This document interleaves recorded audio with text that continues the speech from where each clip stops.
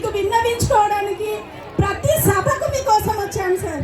ప్రతి సభకు 77వ జీవో పెట్టి సెలవు రోజులైన శనివారం ఆదివారం రోజున అర్హత లేని ఎస్సీటీలకి ప్రమోషన్లు ఇచ్చి కేవలం తెలుగు భాషనే నమ్ముకున్న మాకు తీరని అన్యాయం చేసింది సార్ గత ప్రభుత్వం.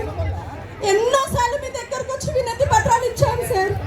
ఒక గౌరవ టీచర్ వృత్తిలో ఉన్నా కూడా నేను 6 సంవత్సరాలకి 6 పాఠశాలలు మారినాను సార్. కుటుంబాన్ని వదిలిపెట్టి ఇప్పుడు జెడ్పీహెచ్ఎస్ ముక్కువారిపల్లెలో పనిచేస్తున్నాను సార్. ఎక్కడ వర్క్ అడ్జస్ట్మెంట్ అయినా కూడా నిర్దాక్షిణ్యంగా మమ్మల్ని మార్పులు చేస్తున్నారు సార్.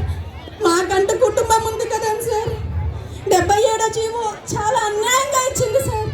తెలుగు భాషను మాత్రమే నమ్ముకున్న తెలుగు పండితులను కాదని చెప్పి ఎంఏలు చేసిన ఎస్సీటీలకు ఇచ్చి 10,000 మందికి ఇచ్చిన వాళ్ళు కేవలం 1370 మంది రాష్ట్ర వ్యాప్తంగా ఉన్నాం సార్. సార్ ఇక్కడ నుంచే మీకు పాదాభివందనం, నా శిరస్సు వంచి పాదాభివందనం చేస్తున్నాం సార్. ఉపాధ్యాయుల బాధని అర్థం చేసుకోండి సార్. మీరు తప్ప నాకు వేరే దిక్కు లేదు సార్.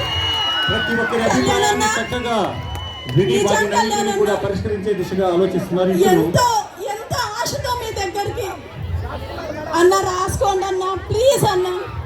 థ్యాంక్ యూ అన్న, థ్యాంక్స్ అలా.